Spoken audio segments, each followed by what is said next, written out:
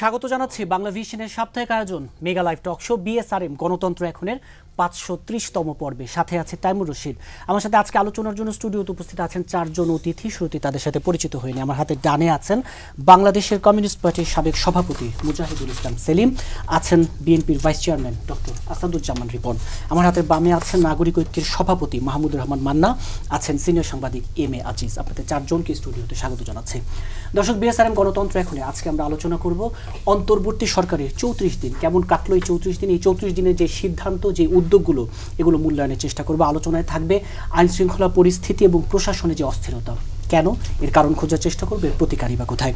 আলোচনায় থাকবে এই যে ছাত্রদের যে নতুন নতুন যে উদ্যোগ, আসলে ছাত্রদের অবস্থান এবং ছাত্রদের আসলে কি করা উচিত এই বর্তমান বাস্তবতায় দাঁড়িয়ে। আলোচনা করব এই অন্তর্বর্তী সরকার দায়িত্ব নেওয়ার পরে প্রথম কোনো মার্কিন প্রতিনিধি দল আসছে, আলোচনায় এসেছে কি হবে ঢাকা ওয়াশিংটন সম্পর্ক। সেই সাথে আলোচনায় থাকবে সীমান্ত হত্যা এবং বাংলাদেশের করণীয়, ভারতের সাথে বাংলাদেশের যে সম্পর্ক, এর আসলে কি গতি প্রকৃতি হওয়া উচিত, এসব নিয়ে আজকের বিএসআরএম গণতন্ত্র এখন। স্টুডিও আলোচনা শুরু করব নাগরিক ঐক্যের সভাপতি মাহমুদুর রহমান মান্না আপনাকে দিয়ে। যেটা বলছিলাম, যদি দিন হিসেবে বলি, অন্তর্বর্তী সরকারের 34 দিন পার হলো। এই যে নতুন যত সিদ্ধান্ত, উদ্যোগ, সবশেষ গতকাল প্রধান উপদেষ্টা ভাষণ দিলেন, ঠিক কিভাবে এই 34 দিনকে মূল্যায়ন করবেন? মানে কি হয়েছে জানেন, আমি দেখছি যে এই সরকারের প্রতি মানুষের আগ্রহ এত বেশি হয়েছে, পারলে প্রতিদিন প্রতি ঘন্টা মূল্যায়ন করতে থাকে। এক মাস একটা মূল্যায়ন করার কোনো সময়ই তো না। এবং যত বড় ঘটনার মধ্যে দিয়ে সরকারটা আসছে, সেই ঘটনারই মূল্যায়ন করা হয়নি ঠিক মতো। তার আগে তো মনে করেন কন্টিনিউয়াসলি 15 বছর ধরে যা চললো, সেটাও কোনো মূল্যায়ন করা হয়নি। তারপরে দেখলাম মাস যেতে রাজাতে মাসা মানে সরকারের মাস পূর্তি উপলক্ষে আলাপ আলোচনা ইত্যাদি ছাত্ররা 3-4টা গ্রুপে বেরিয়ে বিভিন্ন জায়গায় মিটি করতে গেল। আমি এগুলোর মধ্যে ঠিক মূল্যায়ন করার মতো কোনো পয়েন্ট এখন পর্যন্ত দেখি না। একটা জিনিস বুঝতে হবে কি, যে এই গভর্নমেন্টটা আসছে যাদের কোনো পলিটিক্যাল ব্যাকগ্রাউন্ড নেই। ডক্টর ইউনূস যেরকম বলেন না যে আমরা যারা যারা আসছি তারা নিজের ক্ষেত্রে সফল, দ্যাটস ভেরি রাইট। ওনারা যে যাই করেছেন, হয়তো একটা দুটো এক্সেপশন আছে, ওইটা যদি বাদ দেন তাহলে মূল বিষয়টা তো পলিটিক্যাল। সরকারের যে অপসারণ, ফ্যাসিবাদের পরাজয়, সেটা যেমন, তেমনি পরবর্তীতে ফ্যাসিবাদের জায়গাতে আপনি একটা গণতন্ত্রের সৌধ নির্মাণ করবেন, সেটাও একটা রাজনৈতিক বিষয়। এনারা কেউ রাজনীতি করেননি, তারা কোনো রাজনৈতিক অ্যাপ্রোচ দেনওনি, ফলে ওই জায়গা থেকে আপনি মূল্যায়ন করতে পারবেন না। যদি আপনি ওটাকে বাদ দিয়ে ধরেন প্রশাসনিকভাবে মূল্যায়ন করেন, তাহলে ওইটা আমি বলবো এইটাতে গভর্নমেন্ট খুব বড় বিপাকে আছে। এক নম্বরে ধরেন পুলিশ যদি বলেন, আনটিল টুনাইট পুলিশ অ্যাক্টিভই নয়, দাঁড়াতেই পারেনি এখনো। না, দাঁড়িয়ে আছে তো, ট্রাফিক পুলিশ দাঁড়ানো, সেখানেই দেখে আরেকজনের সাথে গল্প করে। জ্যাম মানে একদম হুলস্থুল জ্যাম চলছে, কিচ্ছু করতে পারে না। আমার আজকে 4 ঘন্টা জ্যামের মধ্যে ছিলাম। আমি নারায়ণগঞ্জ গেছি, ফিরে এসেছি, ওইখান থেকে গুলশান আমার বাসায়, এখানে এর মধ্যে 4 ঘন্টা আমি জ্যামের মধ্যে ছিলাম।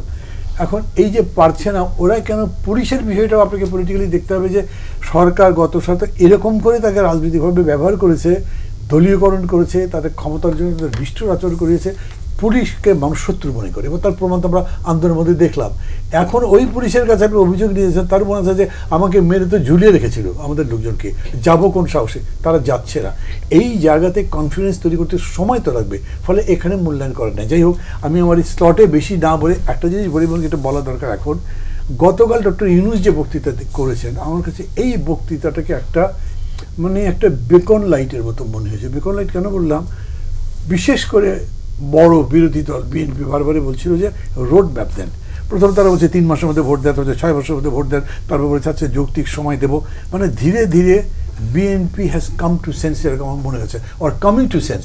তারা নিচে অনেকগুলোই করছে, হয়তো দল বড়, নিয়ন্ত্রণ হচ্ছে না, বিশৃঙ্খলা হচ্ছে, বেশ কিছু বিষয়ে প্রশ্নবিদ্ধ হচ্ছে, কিন্তু তারা এইটা যখন বলেছে একটা রোড ম্যাপ রাখবে, বিকজ এই গভর্নমেন্ট তো পার্মানেন্ট হতে পারে, আপনি সংস্কার করবেন কতদূর, কতখানি পর্যন্ত, ইটার্নালি তো সংস্কার সময়টা কত হবে। এইখানে ডক্টর ইউনূস যে বক্তৃতা করেছেন, সেটা একটা টাইম ফ্রেম বলছেন, সেটা আবার ফিক্সড না। উনি বলছেন এই টার্গেট, আমি 6টা জায়গাতে সংস্কার করতে চাই, 6টা কমিশন করেছেন, এই মাসের মধ্যে সেটা গঠন হবে, সামনের মাসে 15 তারিখ থেকে কাজ করবে, 3 মাসের মধ্যে রিপোর্ট দেবে, দেন একটা ডিসকোর্স উইথ আদার অংশী, এবং তারপরে যে ঐকমত্যটা হবে তার ভিত্তিতে করবেন। This is a very good approach আমি মনে করি। যদিও এর মধ্যে ফাঁকি দেওয়ার জায়গা আছে, কিন্তু ইচ্ছা করলে এটাকে আপনি টুইস্ট করতে পারেন, সময় বেশি নিতে পারেন, রিপোর্ট দিতে দেরি হলো, কথা বলতে দেরি হচ্ছে, সময় পাচ্ছি না, আপনি 1 বছর কি 2 বছর নিতে পারেন, বেশিও নিতে পারেন, কিন্তু দিস ইজ এ ডাইরেকশন। সেই অর্থে আমি মনে করি গভর্নমেন্ট একটা ট্র্যাকে আসছে এখন পর্যন্ত মনে হচ্ছে। জি, আপনার কাছে আবার বিস্তারিত আলোচনা আসবো। বাংলাদেশ কমিউনিস্ট পার্টির সাবেক সভাপতি মুজাহিদুল ইসলাম সেলিম, এই যে মাহমুদুর রহমান মান্না বলছিলেন যে মূল্যায়নের জন্য আসলে সময়টা তো খুবই অল্প, কিন্তু যে একটা ট্র্যাকে এসেছে, আপনি কি বলবেন? না, প্রথমে আমি বলতে চাই এই সরকার সম্পর্কে যদি আলোচনা করতে হয় আমাদের প্রথম মনে রাখতে হবে যে একটা অভাবনীয় অভূতপূর্ব গণ অভ্যুত্থানের ভেতর দিয়ে এটা ক্ষমতায় এসেছে, এবং দ্বিতীয়ত এই গণ অভ্যুত্থান আগেও হয়েছে, 69-এর গণ অভ্যুত্থান, তখন থেকে সবগুলোতেই একবারে সেন্টার ফরওয়ার্ডে আমি থেকে অবজার্ভ করেছি। এবং আমি এটা বলতে চাই যে এত ব্যাপক এবং বিস্তৃত স্বতঃস্ফূর্ত অংশগ্রহণ 69-এর গণ অভ্যুত্থানেও হয়নি। কিন্তু সেকেন্ড ফেনোমেনা হলো যে এটা স্বতঃস্ফূর্ততার উপরে ভিত্তি করে প্রধানত পরিচালিত হয়েছে, এবং সেইটারও একটা কারণ হলো মানুষ বিদ্যমান যারা দৃশ্যমান রাজনৈতিক শক্তি তাদের উপরে বিতিশ্রাদ্ধ হয়ে এমন ঘৃণা এবং তাদেরকে প্রত্যাখ্যান করে তাদের মন মানসিকতা এমনভাবে গড়ে উঠেছে যে যখন দেখলো যে কোনো রাজনীতিক বা কোনো গণসংগঠন সাংগঠনিক কাঠামোর সঙ্গে জড়িত নয় এমন জায়গা থেকে কমান্ডটা আসতেছে, তখন বুঝুক আর না বুঝুক তারা মনে করলো যে এটা খুব জেনুইন, এবং তার সমস্ত ইনার ফ্যাকাল্টিজ সেগুলোকে ওপেন আপ করে তার প্রচণ্ড সৃজনশীলতার প্রমাণ দিয়ে তারা কিন্তু এখানে অংশগ্রহণ করেছে, এবং বেপরোয়া জানবাজি দেখে তারা এটার ভিতরে অংশগ্রহণ করেছে। এই আলোচনায় আমি আরো বেশি যেতে চাই না, কিন্তু এইটার রেজাল্টটা কোথায় দাঁড়ালো? এটা ক্ষমতার পরিবর্তন ঘটালো। আওয়ামী ফ্যাসিস্ট সরকার বিতাড়িত, শেখ হাসিনা দেশ ত্যাগ করলেন, ক্ষমতায় আসলো। সে কিন্তু নিজেকে বিপ্লবী সরকার বলে দাবি করেনি, একটা রেভলিউশনারি গভর্নমেন্ট হলে অন্যরকম ব্যাপার। সে কিন্তু নিজেকে একটা রেগুলার গভর্নমেন্ট বলেও দাবি করেনি, সে বলেছে অন্তর্বর্তীকালীন। অন্তর্বর্তীকালীন শব্দটার অর্থটা ভালো করে আমাদের বুঝতে হবে, এবং যারা ক্ষমতায় গেছে তাদেরও বুঝতে হবে যে একটা নন ইলেক্টেড স্টেট অফ অ্যাফেয়ার্স রাষ্ট্র পরিচালক হিসেবে সেইখান থেকে একটা জনগণের সমর্থন পুষ্ট এবং জনগণের মতামতের ভিত্তিতে একটা নির্বাচনী ব্যবস্থার ফলশ্রুতিতে আরেকটা সরকার প্রতিষ্ঠা করতে হবে, এবং মাঝখানের সময়টা হলো এই সরকারের উপরে দায়িত্ব ন্যস্ত। তার যে ম্যান্ডেট, সেই ম্যান্ডেটের অতিরিক্ত কিছু করতে গেলে সর্বনাশ হয়ে যাবে বলে আমি মনে করি। এই ম্যান্ডেটের ভেতরে থাকতে হবে, এবং অন প্রিন্সিপাল একটা ইলেক্টেড গভর্নমেন্টের হাতে ছেড়ে দিতে হবে, এবং সেই ইলেকশনটা যাতে ভালো মতো হয় সেই জন্য ডেমোক্রেটিক পরিবেশ নিশ্চিত করতে হবে, ইলেকট্রাল রিফর্ম করতে হবে। এইগুলো হলো মেজর কর্তব্য। সেই জায়গায় তো এই সরকার 6টি একেবারে খাত ধরে বলেছে। আপনাকে বলেছেন রোড ম্যাপ, আমি ছোট করে বলছি, রোড ম্যাপ বলেছে। রোড ম্যাপ বলতে খালি দিন তারিখ তো রোড ম্যাপ মিন করে না। রোড ম্যাপের আসল উদ্দেশ্য হলো, আসল অর্থ হলো কোন অভিমুখে তার ফান্ডামেন্টাল আইডিওলজিক্যাল পলিটিক্যাল প্রিন্সিপালসগুলো কি, সেটাকে আমরা 71-এর যে স্বাধীনতার ঘোষণাপত্র, 72-এর যে 4 রাষ্ট্রীয় মূলনীতি, সেইটাকে ভিত্তি করে আমরা অগ্রসর হব, এবং সেইখানে যেসব ব্যত্যয় ঘটানো হয়েছে এবং যেখানে বিকৃতিগুলো ঘটানো হয়েছে সেইখানে আমি সংশোধন আনবো। এইটা তো স্পেল আউট করে দিতে হবে, তা না হলে প্রত্যেকে যার যার নিজের পছন্দ মতো ডাইরেকশনে এটাকে টেনে নিয়ে গেল, তাহলে পরে তো পরে আবার বিস্তারিত আলোচনা আসবো। সিনিয়র সাংবাদিক এম এ আজিজ, এই যে মুজাহিদুল ইসলাম সেলিম বলছেন যে অরাজনৈতিক অন্তর্বর্তী সরকার অতিরিক্ত কিছু করতে গেলেই সর্বনাশ, অভিমুখটা কোন অভিমুখে এগোবে? ধন্যবাদ আপনাকে। দেখেন, এই অন্তর্বর্তীকালীন সরকার আসার পর থেকেই রাজনৈতিক দলগুলি বিভিন্ন ভাষায় কিন্তু তারা একটা চেয়েছে, রোডম্যাপ চেয়েছে। কেউ বলেছে যৌক্তিক সময়, কেউ বলেছে অফুরন্ত সময়, কেউ বলেছে একটা অল্প সময়, ইত্যাদি ইত্যাদি। তো এবারে যে আন্দোলনটা হলো, আমি সেলিম ভাইয়ের সাথে একমত হয়েই বলছি যে 16 বছর কিন্তু বিরোধী দলগুলো তখনকার যে আন্দোলন সংগ্রাম, ত্যাগ তিতিক্ষা, আয়নাঘর, অ্যারেস্ট, গ্রেপ্তার, জেলখানা ঢুকানো, হত্যা, এগুলোতে কিন্তু একটা ক্ষেত্র তৈরি করেছিল। তারপরে ছাত্ররা যখন আন্দোলন করলো, এটা ঠিক যে রাজনীতিবিদদের উপরে কিন্তু সংগঠনের আস্থা কিন্তু কমে গেছিল। আমরা এমনি প্রচলিত একটা কথা আছে, দেশের অনেক সূচকে এগোচ্ছে কিন্তু রাজনৈতিক সূচকে আমরা স্বাধীনতার পর থেকে পিছাচ্ছি। এখানে আস্থার সংকট ছিল বটে, যার ফলে দেখেন রাজনীতিবিদরা কিন্তু কখনোই নিজেরা আন্দোলন করে আগাইতে গেলেই মানে মারাত্মক নির্যাতন নেমে আসতো। যখন ছাত্ররা আন্দোলন করলো এই দীর্ঘদিনের ত্যাগের পরে, রাজনীতিবিদদের ত্যাগের পরে, তখন কিন্তু এই আন্দোলনে তারা যেমন অকুতোভয় মানে জীবন বাজি রেখে নামলো, তেমনি সকল ছোট বড় রাজনৈতিক দলের নেতা কর্মী তারাও কিন্তু তাদের অবস্থান থেকে সমর্থন দিল। সমর্থন দেওয়ার ফলে পুরো জাতিটা কিন্তু ঐক্যবদ্ধ হয়ে গেল। আর তাদের ছাত্রদের উপরে যে নির্যাতনটা নেমে আসলো সেটাও কিন্তু যৌক্তিকভাবে আসে নাই। যখন একটা ছাত্রকে মেরেছে, তার বাবা মা নেমেছে, তার আত্মীয় স্বজন নেমেছে, ওই ছাত্র বলছে আমার ভাইকে মারছে, সে ছাত্র কিন্তু আমার বন্ধু বলে না, বলে আমার ভাইকে মেরেছে, এভাবেই চিৎকার। এইভাবে কিন্তু সব জাতি পুরোটা নেমে গেছে। আর আওয়ামী লীগের এই 16 বছরে 3 বার এরা যারা আছে তারা নিরাপদ আন্দোলনের কিন্তু ওই গ্রুপটা, তো তারা কিন্তু 3 বার ভোটও দিতে পারে নাই। এবং এই যে 16টা বছর বা 15টা বছর যে নির্যাতন করে, আমি তো মনে করি 100 লোক মেরে ফেলার চাইতে আয়নাঘরে একটা লোক আটকায় রাখা 8-10 বছর কতটা বিবর্ষ অমানসিক নেতা হলে এটা করতে পারে। ভয়ঙ্কর এরকম মানে পৈশাচিক আচরণ তো আমি কল্পনা করিনি, শুনেছি ওই যে আল জাজিরা তারপর এগুলোতে দেখেছি, তখন ভীত হয়েছি। ওই জায়গায় দাঁড়িয়ে যে এই অন্তর্বর্তী সরকারের 34 দিন না, এখন বলছি 34 দিন, এখন যেটা দিছে এই যে আপনার দাবি দেওয়াগুলি আসলো বিভিন্ন জায়গাতে, যে রোড ম্যাপ দেওয়া ইত্যাদি ইত্যাদি। তো অন্তর্বর্তীকালীন সরকার কিন্তু রাজনীতিবিদদের ডেকেছিল। প্রথমে বিএনপি দেখা করছে, পরে অন্যান্য দল দেখা করেছে। ওইখানে সংস্কার প্রস্তাব দিয়েছে বহু, এটা আমরা জানি না কতগুলো সংস্কার, তবে একটা কিন্তু আমার মনে পড়ে যে একটা দল 82টা সংস্কার প্রস্তাব দিয়েছে, 82টা, এবং তার 82 জন সদস্য আছে কিনা সন্দেহ আছে আমার। তো 82টা প্রস্তাব একটা দল যদি দেয়, তাহলে এই নিবন্ধিত দল এই যে নতুনটা সহ, নতুন 3টা সহ যদি ধরি 41টা দল, 82 ইন্টু 41 হলে কত হয়?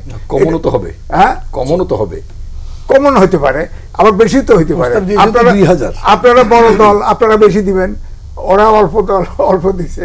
মানে আমি ধারণাটা বলতেছি যে এই জন্যই আমি বলবো যে আমি বরাবরই আগে বলেছিলাম যে এইটা অন্তর্বর্তীকালীন সরকারের পক্ষ থেকে রোডম্যাপ আসা উচিত। একটা নিরপেক্ষ নির্বাচন অনুষ্ঠানের জন্য যে যে বিষয়ের সংস্কার দরকার, মিনিমাম ওই সংস্কারটুকু করে একটা নির্বাচন দিয়ে দেওয়া উচিত। নির্বাচিত যে দল হোক আর কোয়ালিশন যা হোক, রাজনীতিবিদ। আপনার কাছে আলোচনায় আবার পরে বিস্তৃত আলোচনায় ফিরছি। বিএনপির vice chairman doctor Asaduzzaman Ripon, মোটামুটি যেটি 6টি সংস্কার কমিশন, সেই সংস্কার প্রতিবেদনের পর সংলাপ, তারপর একটা নির্বাচনের কথা, রোডম্যাপটা কি বিএনপির কাছে পরিষ্কার কিনা? তাহলে ধন্যবাদ আপনাকে। আমি একটু মান্না ভাইয়ের বক্তব্য শুরুতে একটু যেটা বলতে চাই, উনি যেটা বলছেন যে বিএনপি মানে সম্বিত ফিরেছে, যদি উনি যেটা বলেছেন বা সম্বিত ফিরছে, বিষয়টাই সেরকম না। যখন সরকারটা গঠন হলো, আপনার নিশ্চয়ই খেয়াল আছে, আপনি অনুষ্ঠানে ছিলেন বঙ্গভবনে, আপনি নিজেও ছিলেন। তো তাতে করে আপনি দেখবেন ইউজুয়ালি একটা শপথের একটা সময় থাকে। আপনি নিশ্চয়ই খেয়াল করেছেন যে শপথের সময় বেশ বেশ পেরিয়ে যাচ্ছে, প্রায় ঘন্টা দেড়েক পরে কিন্তু শপথ অনুষ্ঠান হয়েছে, 8 আগস্ট যেদিন শপথ নেওয়ার কথা। তো দেরি কেন?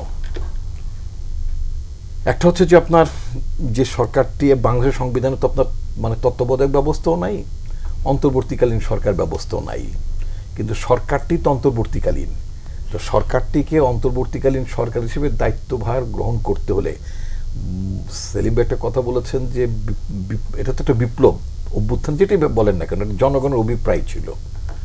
জনগণের অভিপ্রায় ছিল যে শেখ হাসিনাকে যেতে হবে, এক দফা। ছেলেরা দেয়ালে তাই লিখেছে, যেটা আমরাও বলতাম যে এক দফা শেখ হাসিনাকে যেতে হবে।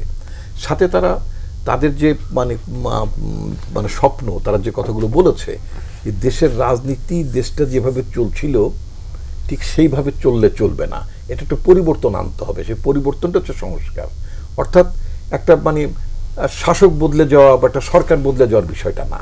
আচ্ছা, এখন কথা হচ্ছে কি যে এই অন্তর্বর্তীকালীন সরকারটি যে দায়িত্ব নেবে এটা তো সংবিধান সম্মত হওয়ার একটা ব্যাপার থাকবে, কারণ সরকার তো, যে সরকার শপথ নিয়েছে তারা তো, আমি নিজে ছিলাম, তারা তো সংবিধানটাকে আফোল্ড করার কথা বলেছেন, শপথে তারা আফোল্ড করার কথা বলেছেন।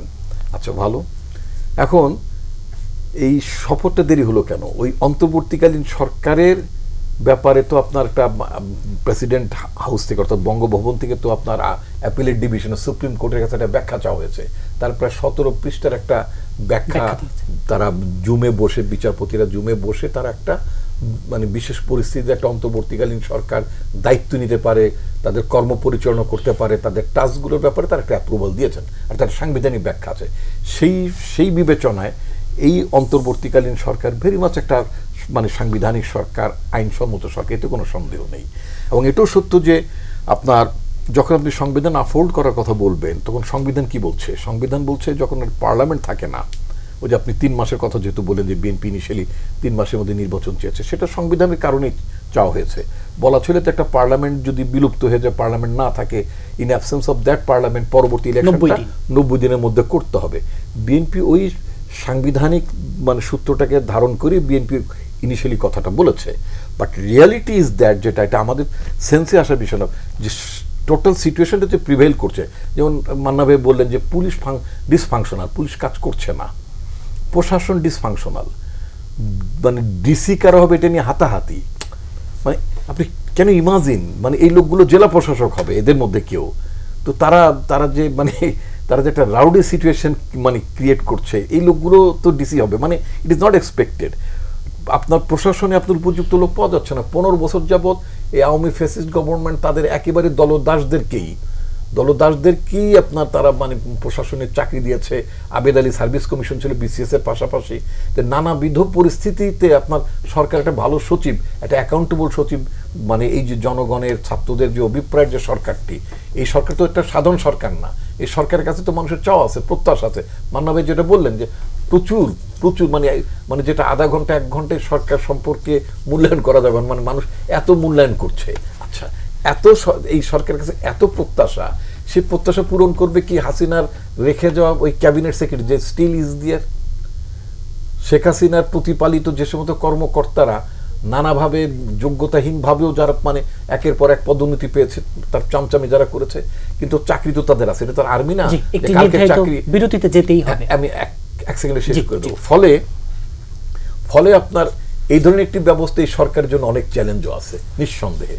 সেই চ্যালেঞ্জটা মোকাবেলা মানে করার মধ্য দিয়ে বাংলাদেশ সত্যি খুব দ্রুত একটা নির্বাচন করা সম্ভব হচ্ছিল না। এখন যে সাংবিধানিক কমিশন যেটা গঠন করা হয়েছে, বিভিন্ন কমিশন যেটা গঠন করেছে, আমাদের দলের তরফ থেকে বলা হচ্ছে যত দ্রুত সম্ভব এই সংস্কারগুলো শেষ করে নির্বাচিত প্রতিনিধিদের হাতে ক্ষমতাটা মানে তারা যাতে রাষ্ট্র পরিচালনা করতে পারে, সেই ব্যবস্থা হস্তান্তর বলে সেই ব্যবস্থাটার একটা পরিবেশ তৈরি করা, so that elected government can run the country, run the state. আবার এই আলোচনায় ফিরছে এটি নিয়ে হয়তো বিরতির পর। দর্শক, বিএসআরএম গণতন্ত্র এখন একটু ছোট্ট বিরতি, সাথেই থাকুন, ফিরছে বিরতির পর।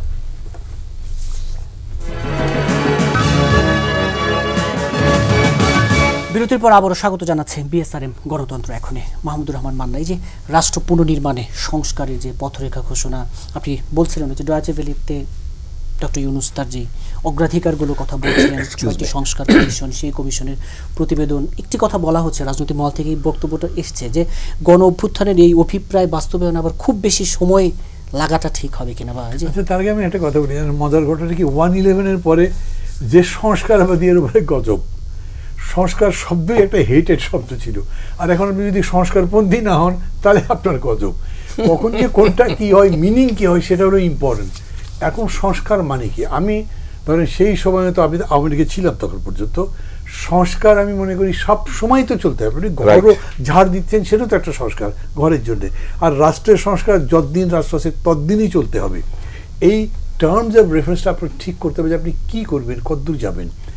সংস্কারের কথা যারা আনলো পলিটিক্যাল পার্টিগুলো, তারা যেমন ধরেন আমরা যে 41টা পার্টি মিলে যুগপৎ আন্দোলন করলাম, সেই 41টা পার্টি মিলে 31 দফা তৈরি করেছিলাম সংস্কারের, রাষ্ট্র সংস্কারের এবং এই ক্ষমতা হস্তান্তর ইত্যাদি।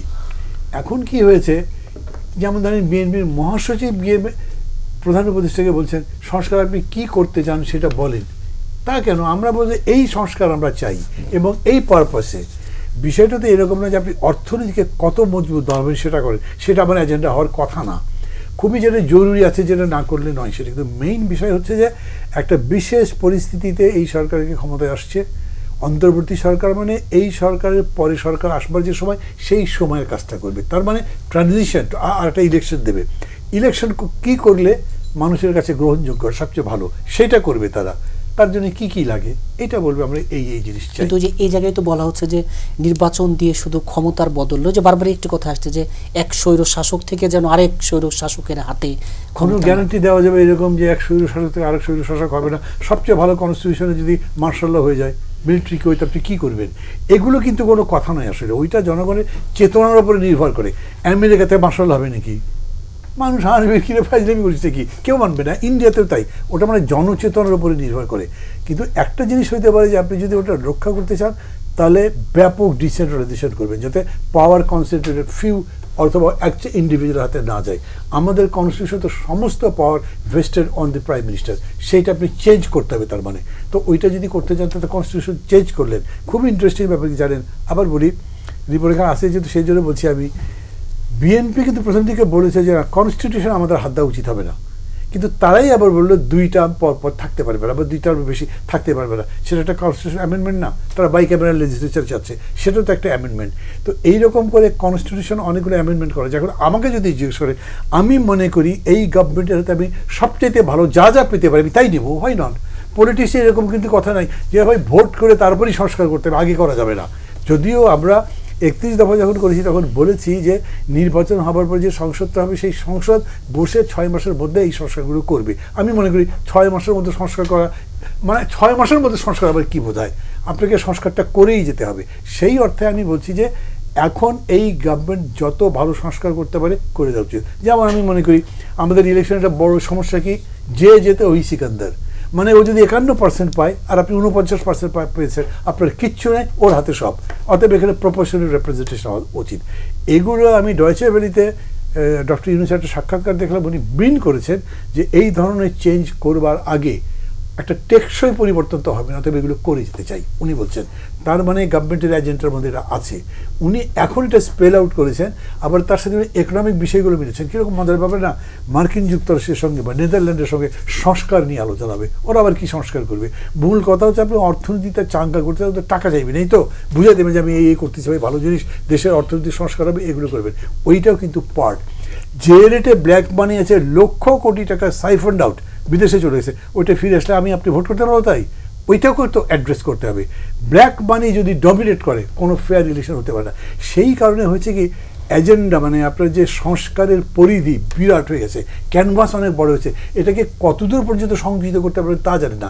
সেই অর্থে আমি বলছি ডক্টর ইউনূস যখন 6টা কমিশন করে বলছেন এই জিনিসগুলো করবো, এবং বলছেন এটার পরে আমি অংশীদের সাথে কথাবার্তা বলবো। আপনি যদি একটা টেকসই কিছু করতে চান, তাহলে জাতীয় ঐক্যমত্যের উপরে জোর দিতে হবে। কিছু হারবেন, কিছু মারবেন, কিছু লস হবে। আমি এটা করতে চাইলাম কিন্তু পারলাম না, কিন্তু সবাই মিলে এটা করলাম, সেটা টেকসই হবে। তা না হলে আপনি বলবেন ভাই এলএফও করে দেন, এলএফও করে ইলেকশন করবেন আপনি, এলএফও করে তার ইলেকশন করে আপনাকে তো মানতেই হবে। সেটা গভর্নমেন্ট হাতে কোনো ইনস্ট্রুমেন্ট নেই তা কিন্তু না, করতে পারবে। কিন্তু তারপরে আমি মনে করি তার যে অ্যাপ্রোচটা করছেন সেটার মধ্যে একটা ডেমোক্রেটিক অ্যাপ্রোচ আছে, একটা ন্যাশনাল কনসেনসাসের কথা আছে, এবং উনি সবগুলো সাবজেক্ট বলেছেন। আমি বলছি উনি যা বলেছেন সেটাকে টুইস্ট করার সুযোগ আছে, সেটাকে বেপথে করবার সুযোগ আছে, ওই কথা বলবার পরে আপনি নিজের পর কনসিডার করবার সুযোগ আছে। কিন্তু এখন পর্যন্ত আমরা এরকমভাবে গভর্নমেন্টকে নিতে চাইছি না। আর একটা কথা বলে আমি এখন কথা শেষ করব, সেটা হচ্ছে আমরা অনেকে বুঝতে পারছি না যে আমাদের পলিটিক্সের ম্যাট্রিক্স চেঞ্জ হয়েছে, ল্যাঙ্গুয়েজ চেঞ্জ করেছেন। এই যে সেলিম ভাই বলেন না, এত বড় অভ্যুত্থান আগে হয় নাই। কিন্তু এই অভ্যুত্থান আগের কোনো অভ্যুত্থান ফলো করেনি। 52-র সাথে এটা মেলাতে পারবেন না, 71-এর সাথে বা 69-এর সাথে এটা মেলাতে পারবেন না, এরশাদের সময় যেটা সেটা মেলাতে পারবেন না। এই অভ্যুত্থানের মধ্যে যে বক্তব্য আসছে, মানে বয়ান, ন্যারেটিভ যেটা বলি, সেটা কোনোটার সাথে মেলাতে পারবেন না। এই আন্দোলনের নেতৃত্ব বলে কিছু নাই, তার কোনো স্ট্রাকচার নাই, অ্যাবসলিউট স্পন্টিনিটি উপর হয়েছে। আমাদের মাথায় তো আসতেই না যে স্পন্টিনিয়াসি আন্দোলন হতে পারে। আমরা তো সংগঠন ছাড়া আন্দোলন হয় না। আমরা তত্ত্ব বুঝাইতাম, কর্মীদের বুঝাইতাম আগে সংগঠন করো, তারপরে তো আন্দোলন, সংগঠনের মধ্যে যে আন্দোলনের বিকাশ, সব জিনিস ভেঙে দিয়েছে। এই যে নতুন স্রোতটা তৈরি হয়েছে না, যেটা জেনজি বলছে আফ্রিকাতে বা অন্য জায়গাতে, এটার উপর আমাদের ভালো করে বোঝা দরকার। আমাদের যে মননের মধ্যে বিরাট পরিবর্তন হয়েছে এবং আমাদের এই জেনারেশন যে পরিবর্তনটা করে ফেলেছে, তাদের নিজেদের যে পরিবর্তন হয়েছে, এইটা যদি আমি ধরতে না পারি, তাহলে এই দেশকে আমি সামনে নিয়ে যেতে পারবো না। লিডারশিপকে এটা বুঝতে হবে। জি, মুজাহিদ হাসান সেলিম, এই যে সংস্কারের ক্যানভাসটা বড়, টেকসই পরিবর্তন, জাতীয় ঐক্য, পরিবর্তন সাধনের জন্যই তো আমরা মুক্তিযুদ্ধ করেছিলাম। সেখান থেকে আমাদের চিন্তার সূত্রপাত করা উচিত। আমরা ব্রিটিশের বিরুদ্ধে লড়াই করলাম, দ্বিতীয় তত্ত্ব দিয়ে আমাদের দেশ ভাগ করে দেওয়া হলো, সাম্প্রদায়িকতার আমদানি করা হলো এবং ধর্ম নিয়ে রাজনীতি শুরু হয়ে গেল। পাকিস্তান জাতিগত শোষণের জালে আমাদেরকে আবদ্ধ করে ফেলল। এটার বিরুদ্ধে বাঙালির বিদ্রোহ। সঙ্গে সঙ্গে সমাজের কতগুলো সংস্কার, বিপ্লবী সংস্কারের কথাও কিন্তু আলোচিত হয়েছে। 69 গণ অভ্যুত্থান রচিত হয়েছিল কিন্তু 11 দফার ভিত্তিতে। 6 দফা ছিল স্বায়ত্ত শাসনের দাবি, 6 দফার ভিত্তিতে কিন্তু গণ অভ্যুত্থান হয়নি। গণ অভ্যুত্থান হয়েছিল 11 দফার ভিত্তিতে। সেখানে ব্যাংক, বিমা, জাতীয়করণ সহ এবং সিয়াটো সেন্ট্রো ত্যাগ করে জোট নিরপেক্ষ পররাষ্ট্রনীতি গ্রহণ করতে হবে ইত্যাদি ইত্যাদি, এই সবটাই ছিল। আমাদের সমস্যা হলো পরিবর্তন মানুষ চেয়েছে কেন? কারণ যে স্বপ্ন আমরা দেখেছিলাম মুক্তিযুদ্ধের সময়, এবং এখনও আমি মনে করি এই গণ অভ্যুত্থানের ভেতর দিয়েও, আপনি আমার সঙ্গে চলেন, ঢাকা শহরের যত গ্রাফিটি, সমস্ত গ্রাফিটি আপনি ভালো করে স্টাডি করেন, সেটার ভিতরে পিওর দেশপ্রেম এবং বাংলাদেশের মুক্তিযুদ্ধের প্রতি ভালোবাসা, এবং সেখান থেকে কেন আমরা দূরে চলে গেলাম, এইটাই হলো অভিযোগ। এবং সেইটাকে আমরা পুনর্গঠন করতে চাই এবং আমাদের সৃজন শক্তি সেখানে আমি কাজে লাগাবো। এইটাই হলো সবচেয়ে বড় অর্জন বলে আমি মনে করি এই গণ অভ্যুত্থানে। এখন কোশ্চেন হলো, পরিবর্তন তো অনেক রকম হয়, সামনের দিকেও পরিবর্তন হয়, পেছন দিকেও পরিবর্তন হয়। দুর্ভাগ্যজনকভাবে আমরা 71-এর 16ই ডিসেম্বর যেখানে শুরু করলাম, সেই জায়গা থেকে পরিবর্তনটা সামনের দিকে না যেয়ে, স্বাভাবিক ধারায় না যেয়ে, এবং 16ই ডিসেম্বরের পরে আমরা জাসদ আর পরে হয়েছে আওয়ামী লীগের একটা অংশ, বামপন্থীরা, আমাদের পার্টি তো বটেই, আমরা বলেছিলাম যে এখন অন্তর্বর্তীকালীন একটা বিপ্লবী সরকার আপনি গঠন করেন, এখনই পার্লামেন্টারি সিস্টেমে গিয়েন না। তাজউদ্দিন সাহেব বললেন যে আমি সমস্ত জায়গায় মিলিশিয়া ক্যাম্প করব এবং দেশ পরিচালনা করবে আমাদের মুক্তিযোদ্ধারা। এবং সেই ধারাবাহিকতায় অগ্রসর হওয়ার গিয়ে বঙ্গবন্ধু ফিরে এসে এইখান থেকে অন্য পথ গ্রহণ করলেন, যে ব্রিটিশ পার্লামেন্টারি সিস্টেম। এবং কন্টিনিউইটি এইটা সামনে চলে আসলো, যদিও আমরা লড়াই করেছি ডিসকন্টিনিউটিটাকেই প্রাধান্য দিয়ে। গোলমালের উৎপত্তিটা হলো এইখানে। এবং এখনও আমি মনে করি যে এই জিনিসটা যদি ক্লিয়ারলি কনসেপশনের ভেতরে না থাকে, তাহলে পরে কিন্তু আমরা বিরাট ফাঁদের ভেতর পড়ে যাব। এবং আমাদের মনে রাখতে হবে, রাজনীতির সংস্কার সম্পর্কে বলা হচ্ছে প্রধানত, কিন্তু রাজনীতি হলো অর্থনীতিরই ঘনীভূত প্রকাশ। আমাদের দেশে এখন লুটপাটের অর্থনীতি চলছে। লুটপাটের অর্থনীতি লুটপাটের রাজনীতির জন্ম দেয়। যতই চেষ্টা করেন আপনি যদি লুটপাটের ব্যবস্থা, চাঁদাবাজি এবং এইসব মাফিয়া, সিন্ডিকেট, এই ধারাগুলো থেকে অর্থনীতিকে উদ্ধার করতে না পারেন, এবং সেটা করতে হলে আপনার ফ্রি মার্কেট ইকোনমি দিয়ে হবে না, আপনার সমাজতন্ত্র অভিমুখীনতা নিশ্চিত করতে হবে। তো এইটা তো একটা গ্র্যান্ড প্রজেক্ট। আমি তো এই সরকারের কাছে এত কিছু আশা করি না, কিন্তু এই ডাইরেকশনে না যে উল্টা ডাইরেকশন যদি সেট করে দেয়, তাহলে পরে আমাদেরকে কিন্তু সামনে অগ্রসর হওয়ার পথে আরেকটা প্রতিবন্ধকতা তৈরি করবে, যেটা কোনোদিনই গ্রহণযোগ্য হতে পারে না। এবং আমাদের অরাজনৈতিক বলা হচ্ছে। আমার কথা হলো অরাজনৈতিক ব্যাপারটা সবচেয়ে ডেঞ্জারাস রাজনৈতিক একটা প্রস্তাবনা। ডিপলিটিক্যালাইজেশন একটা গুরুতর ষড়যন্ত্রমূলক রাজনৈতিক থিসিস, এবং সেইটাকে নানান রকম নতুন নতুন আইডিওলজিক্যাল চিন্তাগুলো আসছে। আমাদের ছাত্র সমন্বয়কদের মুখ থেকেও অনেক রকম কথা আমরা শুনতে পাচ্ছি। আমি খুবই আগ্রহের সঙ্গে তাদের কথাগুলো আমি শোনার চেষ্টা করি, বোঝার চেষ্টা করি, এবং আই অ্যাপ্রিসিয়েট যে তারা খালি উপর ভাষা জিন্দাবাদ আর মুর্দাবাদ, হ্যাঁ তুমি এগিয়ে চলো, এই জায়গায় তারা সীমাবদ্ধ না, তারা একটু গভীরে যাওয়ার চেষ্টা করেছে। কিন্তু গভীরতাটা যথেষ্ট পরিমাণ নয় বলেই আমার কিছু মনে হয়। কারণ প্র্যাকটিক্যাল এক্সপিরিয়েন্সের জায়গা থেকে, ইতিহাস থেকে তো শিক্ষা নিতে হবে এবং সেই জায়গায় করতে হবে। এখন ছাত্রদের রাজত্ব কায়েম হবে এখানে, ছাত্রদের নেতৃত্বে। তো ছাত্রদের নেতৃত্বে তো পাকিস্তানেও রাজত্ব কায়েম হয়েছিল, তার নাম হলো তালেবানি শাসন, তালেবেলেন, এখান থেকেই তালেবানি শব্দটার উৎপত্তি। তো এইটা তো এনশিওর করতে হবে যে হোয়াট ইজ দ্য ডাইরেকশন, কোন দিকে আমরা অগ্রসর হতে চাই। সুতরাং ডিপলিটিক্যালাইজেশনটা আমি একেবারেই বেশ ডেঞ্জারাস একটা ফেনোমেনা হিসেবে মনে করি, এবং আসলে এটা মিসনোমার, এইটা একটা শব্দ দিয়ে মানুষকে ভুল জায়গায় নিয়ে যাওয়ার চেষ্টা করা হচ্ছে। এবং না খালি বলবো যে এই অনেকগুলো বিষয় এখানে আলোচনা এসছে, আজকে সবগুলো করা যাবে না, কনস্টিটিউশনের অনেক পয়েন্টস এখানে এসছে, এবং অন্তর্বর্তীকালীন সরকার 6টা কমিশন করেছে, এবং তাদের কাছে আমার একটা অনুরোধ থাকবে যে আপনারা রিপোর্ট তৈরি করে তারপরে পলিটিক্যাল পার্টির সঙ্গে আলোচনা করবেন। এইটা বোধহয় খুব বুদ্ধিমানের কাজ হবে না।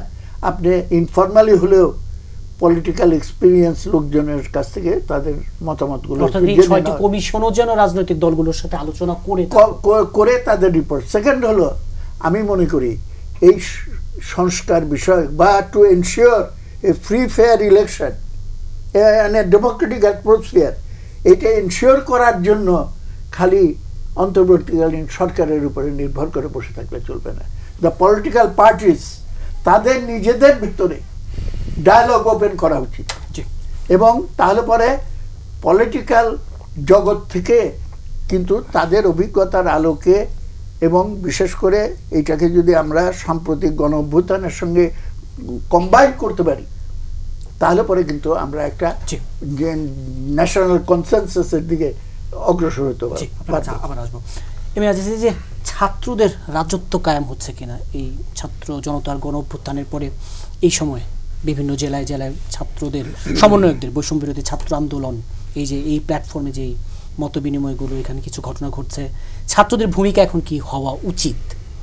দেখেন, আমি ছাত্রদের সামনেই বলেছি, আমি এখনো বলছি, তারা যেমন আমাদের হিসাবের বাইরে, যেমন কেন্দ্রীয় নেতৃত্ববিহীন আন্দোলন কিন্তু একটা গণ অভ্যুত্থান করে ফেলেছে। এটা আমরা যদি বলি তখন বলবে পশ্চাৎপদ লোক, আমাদের মতো ভাবে না। আমিও বলেছি যে দেখেন, মুক্তিযুদ্ধের সময় ছাত্ররা পতাকা তুলেছে, ছাত্ররা ইশতেহার পাঠ করেছে, 7ই মার্চ পর্যন্ত, ইভেন পুলিশের উপরে ক্র্যাকডাউনের আগ পর্যন্ত ফরমাল কোনো স্বাধীনতার ঘোষণাও শুনি নাই। কিন্তু তখন আওয়ামী লীগ এত শক্তিশালীও ছিল না, কিন্তু ছাত্ররা কিন্তু মুক্তিযুদ্ধের পরে কোনো সরকার পরিচালনায় কোনো হস্তক্ষেপ করে নাই, কিন্তু এবারে হচ্ছে। এখন যদি আমি এই প্রশ্নটা করি যে ওই তখন হয় নাই, এখন কেন হচ্ছে, তখন বলতে পারে যে এরা ব্যাকডেটেড। কারণ ওনারা তো নেতা ছাড়া আন্দোলন করতে পারে নাই, আমরা তো নেতা ছাড়া আন্দোলন করছি। কারণ সমন্বয়কারী ছিল প্রায় 200-র কাছাকাছি। তাদের ফিলোসফি ছিল যে যদি 5টাকে ধরে, আর যেখান থেকে এই তেঁতুলিয়ার থেকে কোনো সমন্বয়কারী যে ঘোষণা দিবে সেটাই তাদের ঘোষণা। আন্দোলনটা সেইভাবেই হয়েছে। হ্যাঁ, তো এই জন্যে আমি বলছি যে ছাত্ররা কিন্তু ইউজ করতে হবে। এখনো সময় আসে নাই ছাত্রদের সমালোচনা করার। অনেকগুলো ঘটনা ঘটছে, যেমন তাদের ভিতরে গোলমাল ঘটেছে। তারা যে একটা নাগরিক কমিটি করেছে, তাতে মনে হচ্ছে যে তারা রাজনৈতিক দল করতে যাচ্ছে।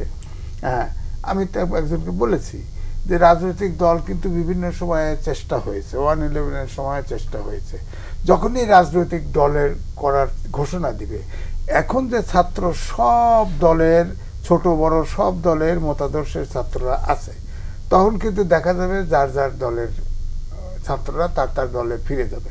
এর মধ্যে একজন অন্যতম সমন্বয়ক আবার প্রশ্ন তুলেছেন যে নির্বাচনের পরে আসলে তাদের ভূমিকা কি হবে, এ ধরনের প্রশ্ন কিন্তু আছে। না, এটা তো তাদের ভিতরে যেটা ঢুকেছে, যে তাদের কথাবার্তায় যেটা মনে হয় যে রাজনৈতিক দলের উপরে একদমই আস্থা নেই, তারা এটাকে গার্ড দেবে। এই জন্যেই আমি যেটা বলছি, একটা টেলিভিশনে কথা হচ্ছিল, এই যে নাগরিক কমিটি যেটা করেছে তার স্পোকসম্যান ছিল, সে যেটা বলছে তাদের একজন ফিলোসফার আছে, ফিলোসফারের কথাই সে বলতে চাচ্ছিল। তা আমি তো এই ফিলোসফিটা টোটালটা বারবার আমি মোবাইলে দেখেছি, কিন্তু টোটাল অর্থে আমি তো কোনো অর্থ বুঝি নেই। ফাইনালি পিসমিল বেসিসে বুঝছি ভাগ ভাগ করে, কিন্তু টোটালি কি এটা মেসেজ আমি কিন্তু বুঝি নেই। তো এই জন্যে আমি বলবো যে এখনো আলোচনা করার সময় আসে নাই, কারণ এখন ক্রিটিসাইজ করার সময়ও আসে নাই, পক্ষেও বেশি বলার সময় নেই, কারণ আমাদেরকে আরো দেখতে হবে। তবে আমার কাছে যেটা মনে হচ্ছে যে ছাত্ররা ইতিমধ্যেই যে মোটামুটিভাবে জাতি তাদের উপরে নির্ভরশীল, এই ধারণাটা কিন্তু তাদের ভিতরে জন্ম নিয়েছে। এটা কিন্তু সুখকর রাস্তায় যাবে বলে মনে হয় না। তারাও জনগণের একটা অংশ, এভাবেই তাদের বিবেচনা করা উচিত। তারা শত হলেও ছোট ভাই, এটা মনে রাখতে হবে, কারো ছেলে, কারো সন্তান, এটাই মনে করতে হবে। তাদের নেতৃত্বে পুরা জাতি এক হয়ে যাবে, এই ধারণাটা করা কিন্তু সময় এখনো আসে নাই। তারা এর ব্যক্তিগতভাবে অনেক কথা বলা যায়, আমি সেদিকে যাচ্ছি না। আমার বক্তব্য হচ্ছে যে দেশটা এখন সর্ব জায়গায় বিধ্বস্ত হয়ে গেছে। যেমন ধরেন তাদের বিশ্বাসের একটা কারণ, যেটা আমি লিখেছিও বলেছিও, যে আপনি যে নির্বাচন সব সংস্কার করলেন, কিছু সংস্কার তো মনোজগতেরও সংস্কার লাগবে। 53 বছর দেশ স্বাধীন হয়েছে, 53 বছর আগে যে সেলিম ভাই ছিল, সেই সেলিম ভাই তো সেই চিন্তা এখন করবে না। সেলিম ভাই চিন্তা করতেছে সমাজতন্ত্রের পথে গেলে সঠিক, আরেকজন মনে করে যে না গণতন্ত্রের পথে গেলে সঠিক। এখন তো যেটা চলছে এটা তো গণতান্ত্রিক পন্থায় চলছে, তাই না? নির্বাচনটাও সেইভাবেই হবে। সুতরাং এখানেও তো কনসেনসাস লাগবে। তারপরে ধরেন এই যে ক্ষমতা যেটা বলা হচ্ছে, যে ছাত্ররা বলছে যে এক স্বৈরাচারের হাত থেকে, ফ্যাসিস্টের হাত থেকে আর এক ফ্যাসিস্টের হাতে দেব নাকি, এটার প্রশ্ন হচ্ছে যে ছোট বড় কোনো দলের ভিতরে তো ডেমোক্রেসি চর্চা নেই। তো এটার আপনি ডেমোক্রেসিটা আগাবেন কি করে? আপনি যদি এখন বলতে চান, সবগুলো পার্টি ব্যাখ্যা দিবে যে না এইটি তার যার যার পার্টির ডেমোক্রেটিক ব্যাখ্যা দিবে, কিন্তু বাস্তবতা হচ্ছে ডেমোক্রেসি যে কালেকটিভ লিডারশিপ, সেটা কোথায় আছে, কোন পার্টির ভিতরে আছেন? দেখেন, যে দল ফ্যাসিস্ট সরকার চলে গেল, ইশারায় নেতা হয়ে যেত, অন্য দলের তো আপনারা জানেন, এগুলো বলা লাগবে না। সুতরাং আমি বলতে চাই যে কথা, গণতান্ত্রিক সমাজ ব্যবস্থা তৈরি করতে যদি হয়, তাহলে প্রত্যেকটাকে আত্মশুদ্ধি করতে হবে, প্রত্যেকটা দলের ভিতরে ডেমোক্রেসি আনতে হবে, তাহলেই কিন্তু ডেমোক্রেটিক দেশ হবে। কারণ ছাত্রদের মূল স্লোগানটা সার্বভৌম যদি বুঝতে চাই, তারা বলছে একটা মানবিক বাংলাদেশ চাই, একটা ওপেন ডেমোক্রেটিক সোসাইটি হলে মানবিক সমাজ কে চালাবে? রাজনীতিবিদরা। তাহলে রাজনীতিবিদরা তো ডেমোক্রেটিক চর্চা করতে হবে। তারা সুশাসন চেয়েছে, তারা আইনের শাসন চেয়েছে, তারা বৈষম্যহীন সমাজ চেয়েছে। এখন যদি এই যে সেলিম ভাই বললো লুটেরাই যদি থেকে থাকে, তাহলে বৈষম্য তো থাকবেই। এই সরকারি আওয়ামী লীগের সময় সিদ্ধান্ত দিয়েছে, পরিসংখ্যান ব্যুরোর হিসাব, 5% লোকের হাতে 61% অর্থ সম্পদ, আর নিচের 5% হাতে 0.31%। আমরা বলি গরিব নাই, এটা কি মনে দাঁড়ালো? গরিব নাই, এখনো বাজারে যান কিনতে পারে না। আপনার ঢাকার শহরের 40% লোক বাজার করতে পারে না। এই কথাটা তো হিসাব, অঙ্কের হিসাব দেখবে, পরিসংখ্যান ব্যুরো তো সরকারকে খুশি করার জন্য হিসাব দেয়, সেই হিসাবেও তো গরিব লোক অন্তত পক্ষে ঢাকা এখন দেশে যান 20% ছেলে ঘুরে বেড়ায়, কোনো কাজ নাই, প্যান্ট পরে ঘুরে বেড়ায়, কোনো কাজ ধরে না, হাতে ধরে না। আমরা ডেমোক্রেটিক ডিভিডেন্টের দেশ, প্রায় 65.66% লোক কাজ করতে পারে, এরকম সৌভাগ্যবান জাতি নাই।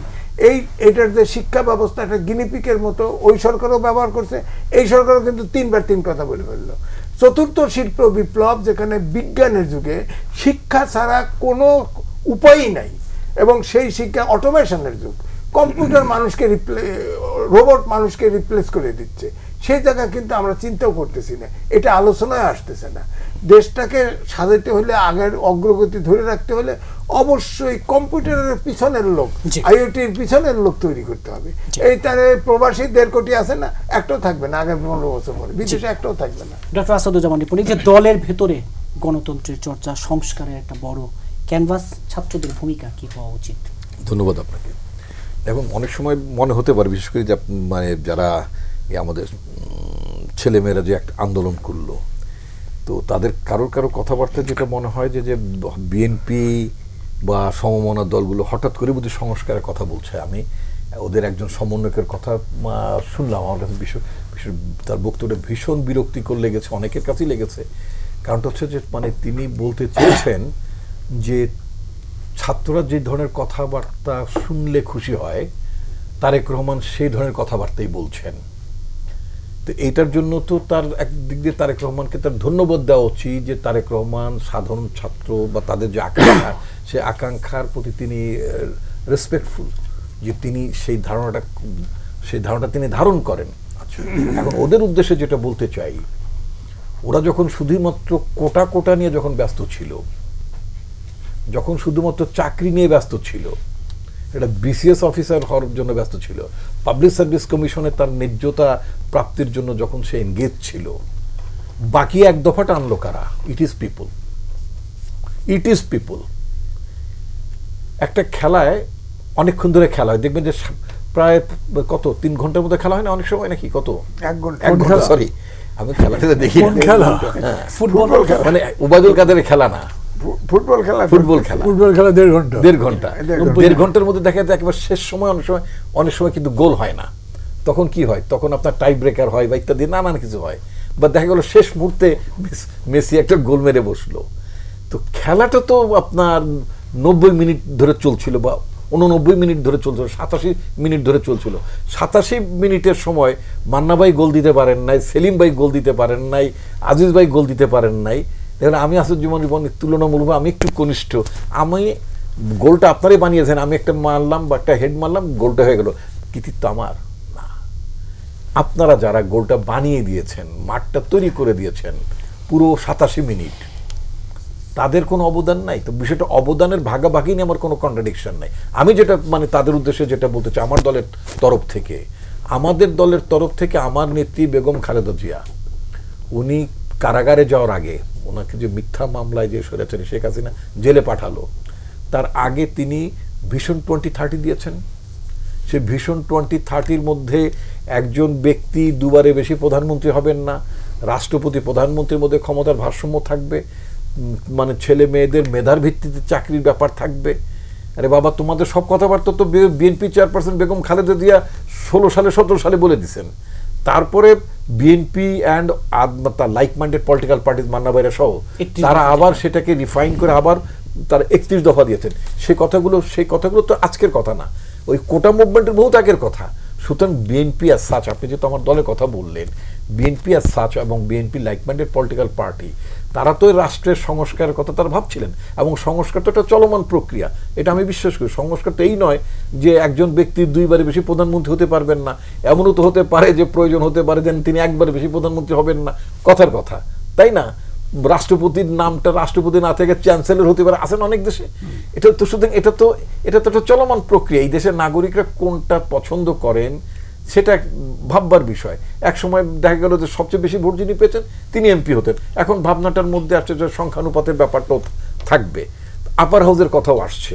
তো সুতরাং এই কথাটা মানে আমাদের রাখতে হবে যে আমরা যে কথাগুলো বলছি, যে আমরা যে সংস্কারের ধারণাগুলোর কথা বলেছি অনেক আগেই দিয়েছি। সুতরাং এটা একেবারে নতুন না, বা এই ছেলেদের এই গণঅভ্যুত্থানের আকাঙ্ক্ষার মানে পরে বেগম খালেদা জিয়ার বক্তব্য অথবা বিএনপির অ্যাক্টিং চেয়ারম্যান তারেক রহমান কাউকে খুশি করার জন্য বলছেন না, বরং রাদার আমি অনেক বেশি খুশি হয়েছি যে আমরা যে সংস্কারের কথাগুলো বলেছি আমাদের ছেলে মেয়েরা অ্যাটলিস্ট অনেক পরে হলো সেটা তারা ধারণ করছেন, তারা সেটাকে সাপোর্ট করছেন। Good, that's good. কিন্তু একটা জিনিস মনে রাখতো, রাজনৈতিক দল তারাই তো দেশটা পরিচালনা করবে, তাদের অভিজ্ঞতা, তাদের যে প্রজ্ঞা, সেটাও তো একটা মূল্য আছে। আপনারা কি জানি না, আমি গতকালকে আপনার অনুষ্ঠানে আসার আগে আই হ্যাড টু মানে আপনার মানে অডিওস, মানে শেখ হাসিনা তার দলের মানে কর্মীদের সাথে একটা ইউরোপের একটা মানে মানে কর্মী, তিনি পরিচয় দিয়েছেন তার বাড়ি নোয়াখালী সোনাইমুড়ি। আরেকজনের কথাবার্তা মনে হলো যে আমাদের ঢাকার আশেপাশে তানবীর নামে একজন ভদ্রলোক, দক্ষিণ পাশে এদিকের কথা করলো, মানে আপা আপা মানে কত মানে মানে মনে হলো 721 বার তিনি আপা আপা বলেছেন আর কি। আচ্ছা, এবং সেখানে মানে শেখ হাসিনা বলতে চাইলেন তিনি তো পদত্যাগ করেন, আরেকটা অডিওর মধ্যে আছেন যে তিনি ছেড়ে মানে পদত্যাগ করে চলে আসছেন ইত্যাদি ইত্যাদি। কত লোক যে এই যে আবার বলছেন আমি কিন্তু বাংলাদেশের সীমানার কাছাকাছি আছি, আমি যে কোনো সময় চট করে চলে আসতে পারি। ওনাকে মনে রাখা দরকার, ওনাকে মনে করিয়ে দিতে চাই পৃথিবীর কোনো পলাতক শাসক, পৃথিবীর কোনো পলাতক নেতা, সেটা জনরোষে হোক আর যে পালিয়ে গেলে সে ফেরত আসে না। ওটা রাজা পাকসে পালিয়ে যাওয়ার পর আসে নাই। আপনার এই বঙ্গের তো নানা ধরনের নাম ছিল এক সময়। এই বঙ্গের একজন শাসক ছিলেন রাজা লক্ষণ সেন। উনি 1208 সালে একবার পিছন দরজাতে পালিয়েছিলেন। 816 বছর পরে ওই ঘটনা, 816 বছর পরে শেখ হাসিনা আওয়ামী লীগের সভানেত্রী এবং আওয়ামী লীগের নেতাকর্মীদের আফা এই আফা 816 বছর পরে তিনি পালিয়ে গেছেন। শি হ্যাড টু, যে ওবায়দুল কাদের বলছে না, শি হ্যাজ মেড আস, কি এরকম বলতে ওনার ইসে অ্যাকসেন্টে বলতে, শি হ্যাজ মেড আস, আমাদের ছেলেরা দেয়ালে লিখছে she has made us fly, মানে আমাদের ছেলে মেয়েদের ভাষা, ওই গ্রাফিতির ভাষাটাই বললাম। কিন্তু 60-এর দশকে জেনারেল দেগল পালিয়ে গেছিলেন না, তো ফেরত আবার আসছেন, বিগত আন্দোলনটা জয়যুক্ত হয়নি শেষ। হ্যাঁ, না, কিন্তু সফল আমি বলছি সফল আন্দোলনে পালিয়ে গেলে তারা ফেরত আসে না। অনেক সময় মার্কোসের ছেলে অনেক বছর পরে আসছে, মানে আমি ইতিহাসে দেখছি কোন স্বৈরাচার পতন ঘটতে আর সরকারে ফেরত আসে না, এটা রেকর্ড নাই। কিন্তু আমাদের দেশে যেসব কানাঘুষো দেখতে ফেরত আসলেও আসতে পারে না, ছোটবেলায় একটা প্রবাদ আছে যে মানে গুজার আবার চিত হয়ে শোয়ার একটা শখ থাকে। গুজা মানে যে পিঠ যাতে এরকম পাকায় যায়, গুজার চিত হয়ে শোয়ার শখ। তা আওয়ামী লীগের কোনো নেতা 16 বছর 17 বছর এত লুটপাট করছে, এত কামাইছে, এত ধান্দাবাজি করছে, বাটপারি করছে, হ্যাঁ, ওদের যে ওদের ফিল্ম অ্যাক্টর অ্যাক্ট্রেস ফ্যাক্ট্রেসরা, মানে এটা তো একটা মানে নানা ধরনের খানা হয়ে গেছিল, বালা খানা, নানান খানা। সেই জায়গা থেকে হঠাৎ করে যেভাবে পড়ে যাবে, they could not believe it, যে তাদের এই সিংহাসন থেকে পড়ে যেতে হতে পারে, ধপাস হয়ে যেতে পারে, এটা ভাবে নাই। এটা ইন্ডিয়ান ইন্টেলিজেন্সও প্রবাবলি, এটা অনেকে মানে আলাপচারিতার মধ্যে Indian intelligence also fail to understand যে what is happening in Bangladesh, what is going to be taking place in Bangladesh, এটা তারা অনেকে বুঝতে পারেন নাই। কিন্তু কতটা সেটা তাদের ব্যর্থতা, এই জন্য তাদের মন খারাপ হতে পারে। যেমন আমাদের পুলিশের লোকদের অনেকে রাস্তায় ডিউটি মান্না ভাই বললেন, মানে বোধহয় প্রাইভেটলি, মানে আগে বলছেন কিনা আলোচনা বলছেন কি জানি না, 4 ঘন্টা ওনার লেগেছে। আমাদের পুলিশ বাহিনীর নাম হয়তো মন খারাপ বাহিনী। মন খারাপ বাহিনী এই কারণে যে ওদের ভীষণ মন খারাপ, ওরা আগের মতো ঘুষ খেতে পারে না, ওদের আম্ম নাই, মানে ওরা ওদেরকে কুকর্ম করানোর জন্য ওদেরকে যে ইনসেন্টিভ দিত, সেই ইনসেন্টিভ দেওয়ার জায়গা নেই। আমি যেটা বলতে চাচ্ছি যে জনগণ এবং ছাত্র সমাজের গণ আন্দোলনের অভিপ্রায়ের ফসল হিসেবে যে গভর্নমেন্টটা এখন ইনস্টলড হয়েছে, এটা আমাদের সবার সরকার। We have to protect this government. এই গভর্নমেন্টকে রক্ষা করার দায়িত্ব এখন আমাদের। আমরা এই গভর্নমেন্ট এনেছি, আমাদের আন্দোলনের ফল, আমাদের আন্দোলনের ফসল। আমরা গভর্নমেন্টকে অবশ্যই সুরক্ষা দেব। এবং গভর্নমেন্ট যেহেতু আপনার সংস্কারের কথা যেটা মানে বলছে, সেলিম ভাই বললেন না, মান্না ভাই বলছেন, আমার ঠিক মানে আমি রাইট নাও আমি রিকগনাইজ করতে পারছি না, সেটা হচ্ছে যেটা ঠিক যে ওনারা একটা সংস্কার করবেন, well they can, but at the same time before drafting any amendments or any reform ideas, আমি তো মনে করি যে শুধু পলিটিক্যাল পার্টি কেন, the other stakeholders, even the citizens, তারা বলছে তো, নাগরিক সমাজ কথা বলবে, পলিটিশিয়ানদের সাথেও বলবে, সুশীল সমাজের সাথে। সুশীল সমাজ না, ব্যক্তিগতভাবে এম এ আজিজের সাথে তো, এম এ আজিজ সুশীল সমাজের কেউ নয়। না, আমি বলছি না যে আপনি একটা সমাজ থেকে আসেন, একটা সমিতি থেকে আসেন, তা বলেন, কিন্তু অ্যাজ এ সিটিজেন আমরা তো আমেরিকাও জানি, সিটিজেনের বিল তোলে না, ঠিক আছে, আপনি পার্লামেন্টে আপনি ওয়েবসাইট করে বলেন সিটিজেনস তোমাদের মতামত কি বল। ঠিক আছে রিপন ভাই, আমার জানার জন্য যে ধরেন এবারের আন্দোলনে আমি তো আগেই বলেছি রাজনীতিবিদদের ক্ষেত্র তৈরি করছে, কিন্তু ছাত্ররা আসছে এবং ছাত্রদের আন্দোলনটা কিন্তু অভিনব, নেতৃত্বহীনা অভিনব। তারা বলতে চায় অনেকে নিশ্চয়ই এরশাদের পতনের পরে 3 জোটের রূপরেখা হয়েছিল, রাজনীতিবিদরা কথা রাখে নাই, পাবলিক কমিটমেন্ট দিয়েছিল। 2, মৌলিক অধিকারের পরিপন্থী যে সংবিধান অনুসরণ করেছে, মৌলিক অধিকারের পরিপন্থী কোনো আইন সাংঘর্ষিক হলে সে আইন অটোমেটিক বাতিল। কিন্তু কালো আইন তো হয়েছে বাংলাদেশে। তা আপনারা ক্ষমতায় গেলে বা রাজনৈতিক দল ক্ষমতায় গেলে এই ছাত্রদের এই যে মানবিক বাংলাদেশ, আইনের শাসন, এটা ঠিক থাকবে কিনা তাদের প্রত্যাশাগুলো নিঃসন্দেহে আমরা অ্যাড্রেস করব, নিঃসন্দেহে আমরা অ্যাড্রেস করব। এই বিষয়ে কেউ গ্যারান্টি দিতে পারে না। একটাই গ্যারান্টি হলো আমাদের গণ আন্দোলনের শক্তিকে যদি আমরা সজাগ রাখতে পারি। এবং আমি এই যে শপথের দিন ইউনূস সাহেবের সঙ্গে একটা কথাই আমি বলেছিলাম যে আমি কিন্তু মন্ত্র দিয়ে আসছি মানুষকে যে জমি বর্গা দেওয়া যায়, স্বার্থ বর্গা দেওয়া যায় না। সুতরাং আপনার মনে রাখেন, you will be under continuous surveillance. এদিক সেদিক করার কোনো সুযোগ নেই। জাস্ট আমি আমার মতো করে আমি সেটা বলেছি। ওর জন্য গ্যারান্টির কথা অনেকে বলে, গ্যারান্টি হলো জনগণের আন্দোলনের শক্তি। এইটাকে হাতছাড়া হলে পরে আবার কুকুরের লেজ যেরকম বাঁকা হয়ে যায় আবার সেরকম বাঁকা হয়ে যায়। জি, মাহমুদুর মান্না, এই যে জনগণের আন্দোলনের শক্তি যেন হাতছাড়া না হয়, এই যে পলাতক শাসক আবার ফিরতে পারে, এই যে কানা ঘোষা ফোনালা ফাঁস, আমি জানি এগুলোর ব্যাপারে ভবিষ্যৎবাণী না করাই ভালো। আমি বলবো যে আমি বিশেষ করে ওই সময়ে যে যুব বিদ্রোহ হয়েছিল সমগ্র ইউরোপ জুড়ে বা পৃথিবী জুড়ে হয়েছিল, জেনারেল দগল যে পালিয়েছেন, জেনারেল দগল তো এমনিতেই মানে একটা ওয়ার হিরো, ভয়ঙ্কর পপুলার লোক, তারপরে তাকে চলে যেতে হয়েছে, ফিরে আসতে পারে কেউ ভাবেনি, কিন্তু উনি ফিরে এসছেন। এইখানকার বিষয়ে আমি একটা জিনিসই দেখি, তা হচ্ছে যে ক্লেদ তারা জমা করেছেন, যে অন্যায় তারা করেছেন, মানুষের উপরে যে ইমপ্রেশনটা ফেলেছেন, এটা তো সহজে মুছবে না। তার মধ্যে খেয়াল করতে হবে যারা আন্দোলনটা নেতৃত্ব দিয়েছে, যারা আন্দোলনের মূল শক্তি ছিল এইবারের আন্দোলন, তাদের বয়স গড়ে ধরেন 20 থেকে 24-25-এর মধ্যে। তার মানে তারা আরও সুস্থ শরীরে বাঁচবে প্রায় 50 বছর। এই 50 বছর পর্যন্ত আওয়ামী লীগে ফিরে আসার সুযোগ আমি দেখি না, বিকজ তাদের মন থেকে এটা তো যাবে না। সেই অর্থে আমি মনে করি আওয়ামী লীগ যদি এরকম হতো, ধরেন যে যেরকম করে তার পতন হলো তার 3 দিন আগেও যদি বলতো I have come to sense, আমার ভুল হয়েছে, আমি মাপ চাচ্ছি আসলে, তাহলে আর একটা কাহিনী হতো। কিন্তু এখনও পর্যন্ত উনি বলছেন আমি কিন্তু পাশেই আছি, কখনো টুপ করে চলে আসবো, মানুষ মনে হচ্ছে আচ্ছা আসাবো তুই হয় দেখি। তো এইরকম করে এটা পলিটিক্স হলো না, যে কারণে আমি আওয়ামী লীগের মধ্যে কোনো গুড সেন্স আসার সুযোগ দেখছি না, আওয়ামী লীগ ঘুরে দাঁড়াতে পারে সেটা দেখছি না। আগের যে প্যাটার্ন অফ পলিটিক্স এইটা ভুলে যাওয়া উচিত। আমি বারবার বলছি, যদিও এই অভ্যুত্থান শেষ পর্যন্ত কতখানি সফলতায় যাবে সেটা তো দেখতে হবে, কিন্তু এই অভ্যুত্থানের মধ্যে দিয়ে যে গণচেতনাটা উঠেছে সেটা তো মরে যাবে না। আমাদের স্বাধীনতার চেতনা মরে গেছে নাকি? আওয়ামী লীগ সেটার যত রকম কদর্থ করে, যত অপব্যবহার করে, মানুষের উপর নির্যাতন করে, সব করেছে, কিন্তু তারপরে মুক্তিযুদ্ধ আমাদের এখন পর্যন্ত সবচেয়ে বড় গৌরবের বিষয়, এবং পুরো জাতি আমরা তাই মনে করি। এই যে মানে নতুন প্রজন্ম যে আন্দোলন করেছে তারাও তো তাই করেছে। তারা যখন বলছে স্বাধীনতা এনেছি, তার মানে ওই স্বাধীনতাকে অস্বীকার করছে না, অনেকে বলছে দ্বিতীয় স্বাধীনতা। সেই বিতর্কের মধ্যে আমি যাচ্ছি না।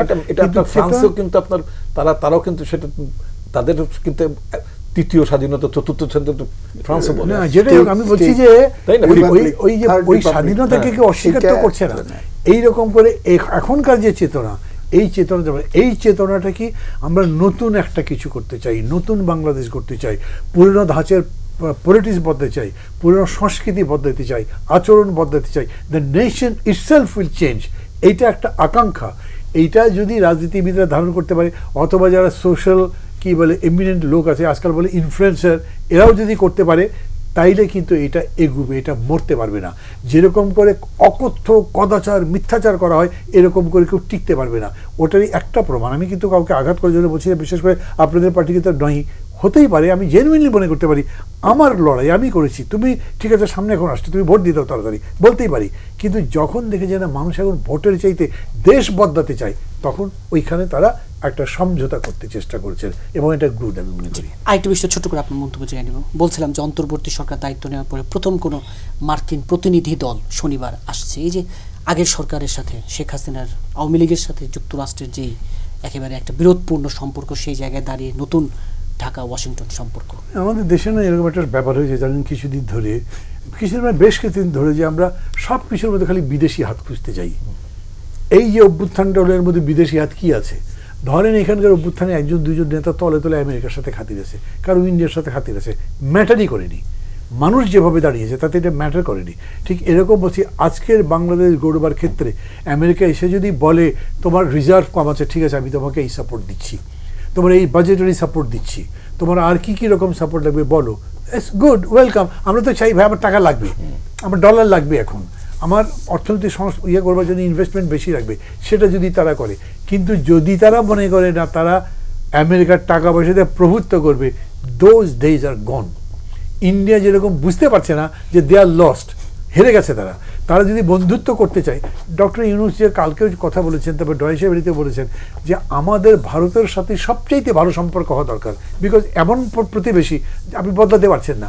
ভারত যদি মনে করে না আমার উপরে ওরা ঠেকা, এখন দেখা যাচ্ছে ওরাও আমাদের উপর ঠেকা আছে।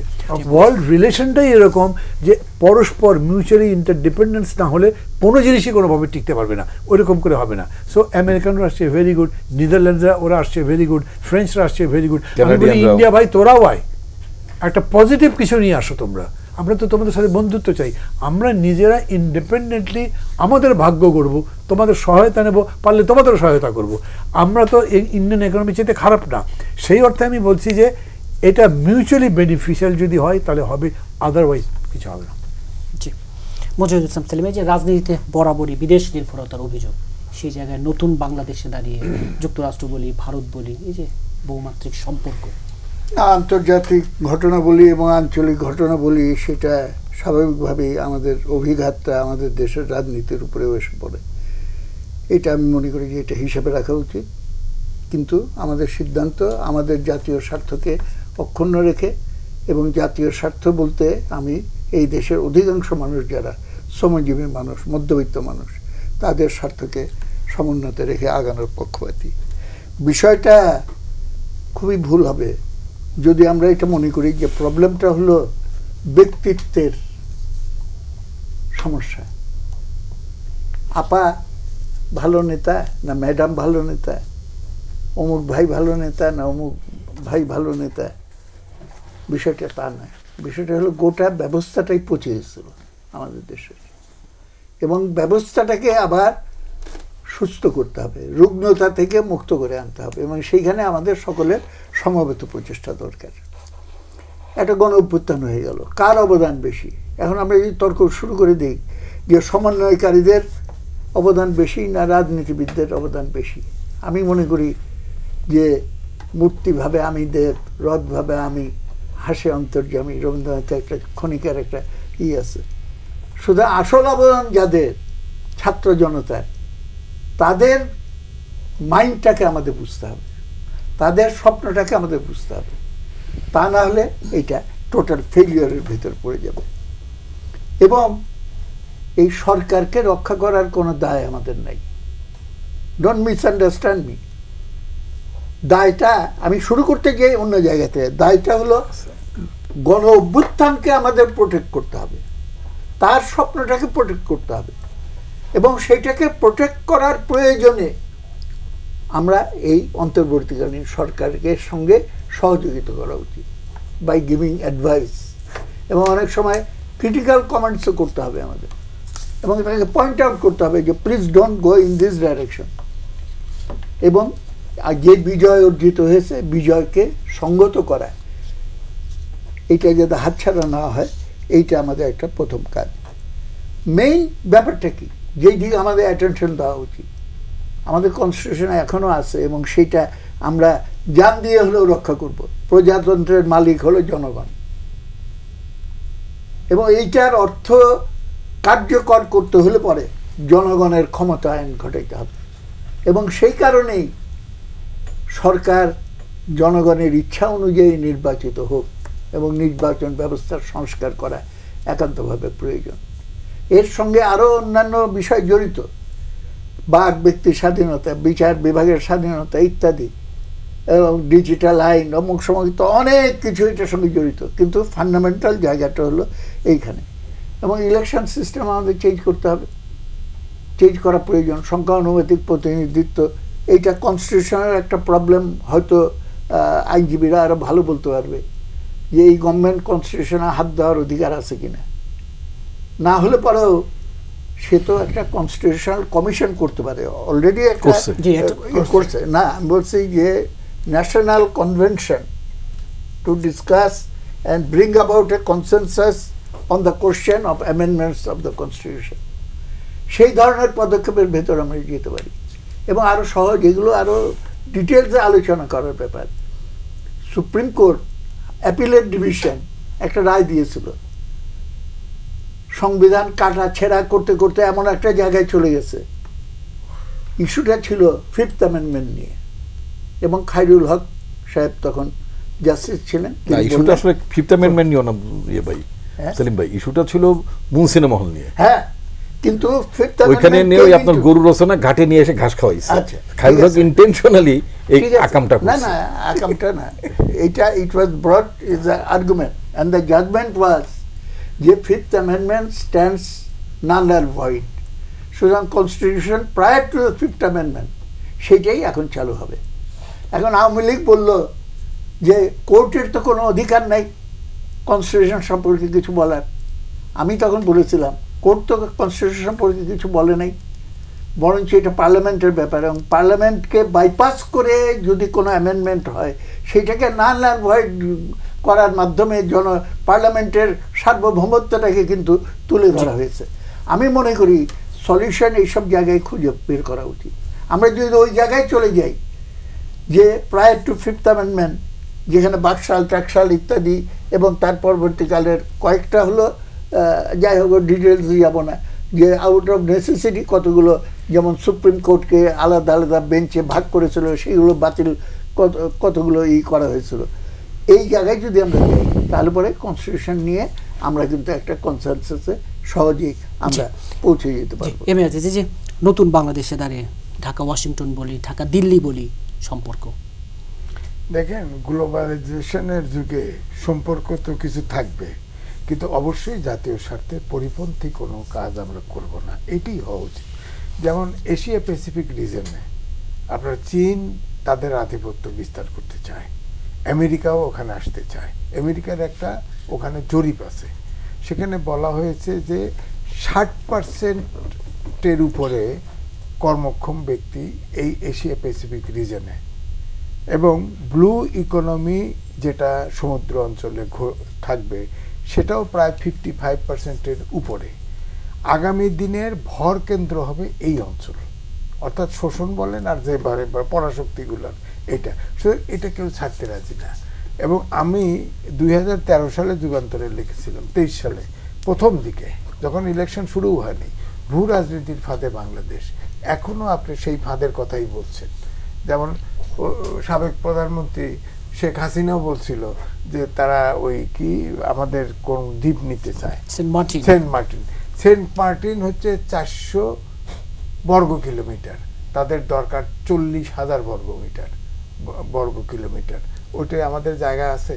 এটা যে একটা অকারণে বলা, এটা তো বোঝাই যায়, কারণ 80টা দেশে আপনার সেনা ঘাঁটি আছে।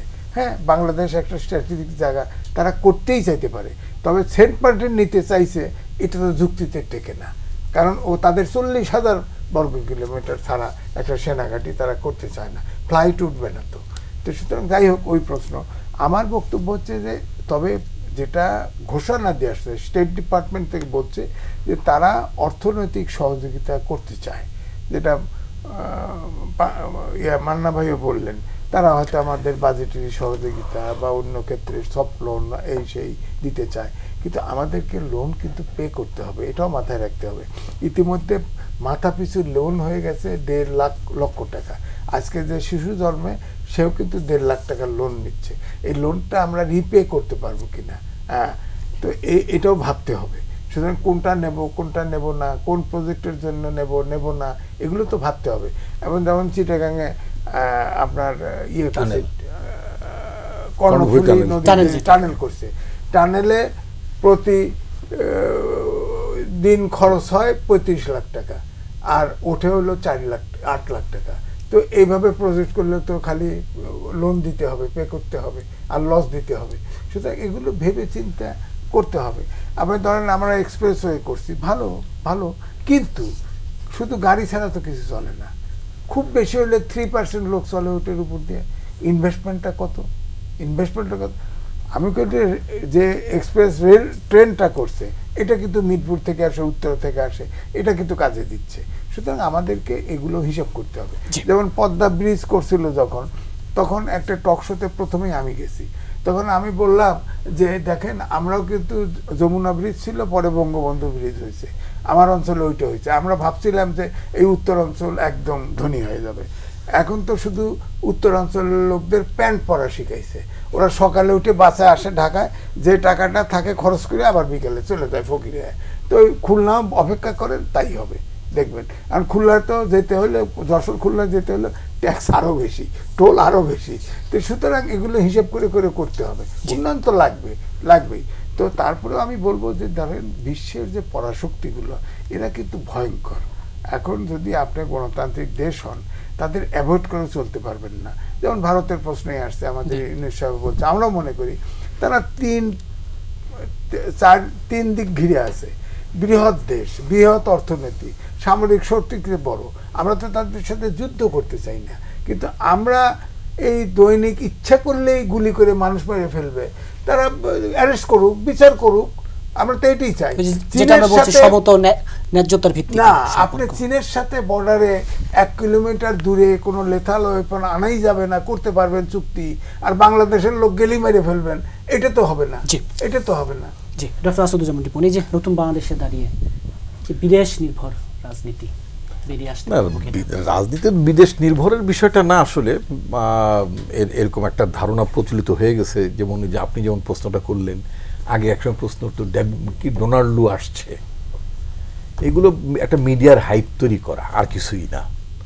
মিডিয়া এই জিনিসগুলো তৈরি করছে, ডোনাল্ড লু আসছে, ডোনাল্ড লু তো মোটামুটি বাইডেনের কাছাকাছি জায়গায় চলে গেছিল বাংলাদেশের মানুষের কাছে। আচ্ছা, না, ওই যে পাকিস্তানে ইমরান খান বলার পরে লুটা গরম হয়ে গেছে, বুঝছেন।